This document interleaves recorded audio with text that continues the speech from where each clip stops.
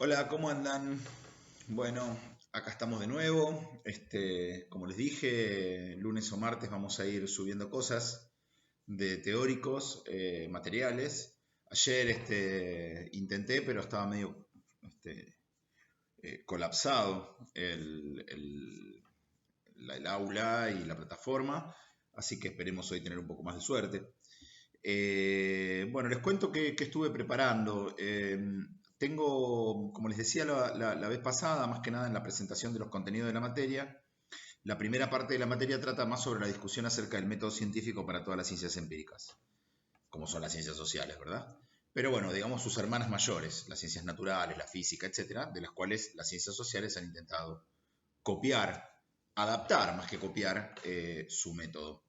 Eh, Quería, en este sentido, hacer una serie de presentaciones, prefería hacer producir una serie de materiales, mejor dicho, que permitieran una mejor comprensión de la obra de un autor fundamental en la epistemología del siglo XX, que se llama Karl Raimund Popper. En ese sentido les cuento, voy a subir a continuación, junto con este video, un par de textos que escribí, que le llamé apuntes de teóricos. Uno sobre el método científico, acerca de qué cosa es el método científico, qué características tiene el método científico, qué dimensiones tiene el método científico, qué entendemos por método científico. Y otro apunte sobre el primer capítulo de La lógica de la investigación científica, que es un libro que Popper publicó en 1934 y que es, junto con La estructura de las revoluciones científicas de Thomas Kuhn, que se publicó en 1962, seguramente los dos libros más influyentes en la epistemología del siglo XX. Me animaría a decir, por lo menos más influyentes en términos de lo que se han debatido, ¿no? Eh, Así que bueno, eso es un poco lo que les voy a compartir hoy. También otra cosa que me interesaba compartirles, que es bueno, con este modelo de la plataforma virtual, estuve intentando, como les contaba el otro día, encontrar algunos videos o entrevistas o conferencias eh, que, bueno, ilustren un poco acerca de la obra de los autores, que puedan aprovechar ustedes. Y me encontré dando vuelta por esa Babilón posmoderna que es el YouTube, una entrevista de 1995 en ocasión de la muerte de Popper. Popper se murió a fin de 1994. Una entrevista que sobre Popper le realizaron a el gran popperiano argentino y también el gran epistemólogo, uno de los grandes epistemólogos argentinos, que se llamó Gregorio Klimovsky. Ahí en 11 minutos Klimovsky conversa con un periodista acerca de la obra de su gran maestro de inspiración, que sin duda fue Popper. Así que también les quiero compartir eso. O sea, van a ir un apunte de teóricos que se llama ¿Qué es el método científico?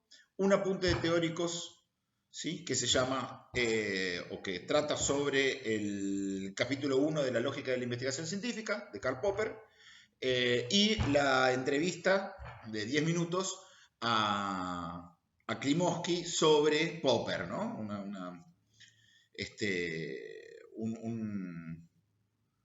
Una conmemoración, digamos, de la figura de Popper en función de su reciente deceso en ese momento. Eh, entonces, ¿ustedes qué deberían hacer? Leerlos en ese orden, ¿sí? Primero el texto sobre qué es el método científico, que también está en relación a muchas de las cosas que están viendo en prácticos, que están más en función de la definición de qué es ciencia, qué no es ciencia, qué es método, qué no es método. Me parecía que ese apunte era importante porque para poder entender a Popper y como les dije, para buena parte de esta materia, hay que construir un vocabulario, hay que compartir un vocabulario, ¿no? Saber qué es contrastación, qué significa empírico, qué significa analítico, una serie de términos qué significa corroboración, qué significa verificación. Hay una serie de términos que es importante definir en relación con los otros, además, porque estamos hablando de un campo semántico, digamos, que es el de la epistemología, el de la filosofía de la ciencia, y bueno, no tenemos la oportunidad de hacerlo durante 2 horas con un pizarrón, que sería lo ideal, pero bueno, vamos a ver si a través de estas herramientas que vamos a ir, como les decía también la otra vez, ensayando, experimentando, intentando, intercambiando, aunque sea podemos contribuir a la comprensión de los textos, que es lo que más me importa, en rigor. Bueno, antes de despedirme, y hecha esta presentación, que era lo que quería hacer, quiero contarles algún dato acerca de la biografía de Popper. Yo no estoy muy convencido, tampoco soy muy partidario de relacionar, digamos, todas las obras con la biografía de los autores. Soy más bien de los que creen que las obras son más de los intérpretes y de los lectores y de los que las debaten que de los que las crean. Pero a mí no me interesa tanto hablar de la obra de Popper en ese sentido, sino hablar de la figura de Popper. Quisiera decir algunas cosas para que ustedes tengan una dimensión del personaje con el que se van a encontrar en algunas lecturas. Una, la de este teórico que les voy a compartir, que es su obra epistemológica más influyente, que es La lógica de la investigación científica, que es un libro que tuvo un largo recorrido en lo que hace a su impacto sobre la reflexión epistemológica, porque es de 1934. La primera edición, después Popper fue generando distintas ediciones. Ustedes tienen en PDF, que yo les acerqué, la edición inglesa de 1958, que es bastante conocida. También les recomiendo que lean el prefacio o la introducción, que ustedes también la tienen ahí. Popper fue corrigiendo la obra en la medida que iban surgiendo críticas en las sucesivas reediciones. Y también vamos a leer, y voy a la semana que viene a armar algunos materiales para la mejor comprensión de la obra que Popper más le dedica a las ciencias sociales, que se llama La miseria del historicismo, y es un libro de 1957. Es decir, podríamos decir que en esos 23 años pasaron cosas muy importantes en la biografía de Popper, y que lo hicieron además un personaje público, un polemista y un personaje público muy importante. Popper nació en Viena en 1904, de una familia judía bastante bien acomodada, muy cercana a la actividad artística, sobre todo la madre, y se formó en la Universidad de Viena. Publicó en 1928 una tesis sobre matemática y física, y se vinculó con lo que se conoce como el Círculo de Viena o el empirismo lógico, que ahí en el apunte sobre Popper les cuento qué es esto, así no lo digo acá y no lo hago demasiado largo, pero bueno, un poco los fundadores de la epistemología moderna fueron sus maestros. También a ellos fue a los que criticó muy severamente y muy irónicamente, como era su costumbre, en el texto de la lógica de la investigación científica de 1934. Pero lo importante, lo que me interesaba remarcar es que Popper tuvo allí, en sus estudios en Viena, en sus primeros años en Viena, una cercanía y una experiencia de militancia comunista, en lo que se conoció como la Viena Roja, digamos, una Viena y una universidad de Viena muy influenciada por la Revolución Rusa y además también por el marxismo-leninismo. Posteriormente, en el año 1936, Popper debe abandonar Europa por el ascenso del nazismo, más allá de que el antisemitismo ya existía en el Imperio Austrohúngaro, digamos. El ascenso del nazismo constituye una amenaza y hace que, así como muchos otros académicos judíos, liberales o marxistas, tuvieran que dejar Europa, Popper no logra conseguir una posición, ni siendo todavía muy joven, ¿verdad? Porque si nació en 1902 y se fue en 1936, tenía 34 años. Popper ya había publicado algún libro muy importante muy recientemente, en el 1934, pero en 1937 finalmente termina exiliándose en Nueva Zelanda, y se instala a trabajar en la Universidad de Christchurch, Eh, y bueno, allí desarrolla una obra muy importante para la teoría política y social que se llama La sociedad abierta y sus enemigos, que es una obra en la que Popper lo que hace es tratar la cuestión de cómo se constituyó filosóficamente el totalitarismo, sobre todo el nazismo, eh, a partir de toda una tradición filosófica occidental. Lo que Popper dice es, bueno, hay algo en Occidente, hay una tradición filosófica occidental que es como la base ideológica, la raíz ideológica de esa experiencia totalitaria que lo tenía él exiliado y que, por ejemplo, mató a 16 de sus familiares. 16 de sus familiares murieron en los campos de concentración nazis.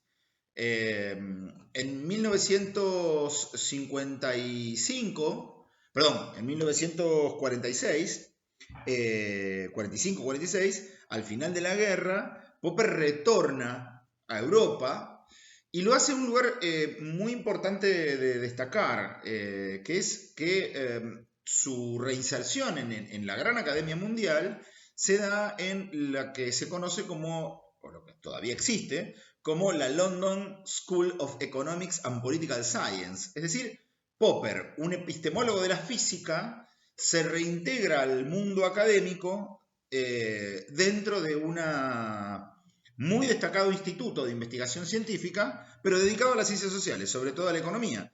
Y traba una relación muy cercana con los grandes economistas neoclásicos del siglo XX, sobre todo con von Hayek, que también trabajaba o que en buena medida fue el que permitió el retorno de Popper a esa institución en la que siguió trabajando. De hecho, Popper murió en Londres en 1994 y hasta 1969 siguió trabajando en la London School. Allí se jubiló, como diríamos nosotros, se retiró y siguió viviendo en Londres. Nunca volvió a Alemania ni a Austria, aunque siempre siguió hablando alemán y teniendo bastante participación e incidencia en el debate intelectual, académico, filosófico alemán. En ese sentido, lo que quería era un poco destacar la figura de Popper como una de esas biografías, digamos, trágicas, que tiene tantas para ofrecer el siglo XX, y además resaltar la importancia de un filósofo que, si bien hizo grandes aportes a la epistemología, en realidad se dedicó y hizo grandes esfuerzos en función de un humanismo, podríamos decir, de un combate al autoritarismo y al totalitarismo, y que además hizo el esfuerzo enorme de pensar la posibilidad misma de ciencias sociales o de un método científico para las ciencias sociales, viniendo él desde las ciencias duras, digamos, ¿no? Las que se conocen tradicionalmente como ciencias duras, como es la física. ¿Qué tipo de ciencia social o cuál es el modelo de ciencias sociales que Popper propone? Lo vamos a ver el teórico de la semana que viene, en el cual las voy a introducir en la lectura de La miseria del historicismo, que es el libro donde Popper presenta su estrategia metodológica para desarrollar un conocimiento científico en ciencias sociales. Eso va a ser la semana próxima.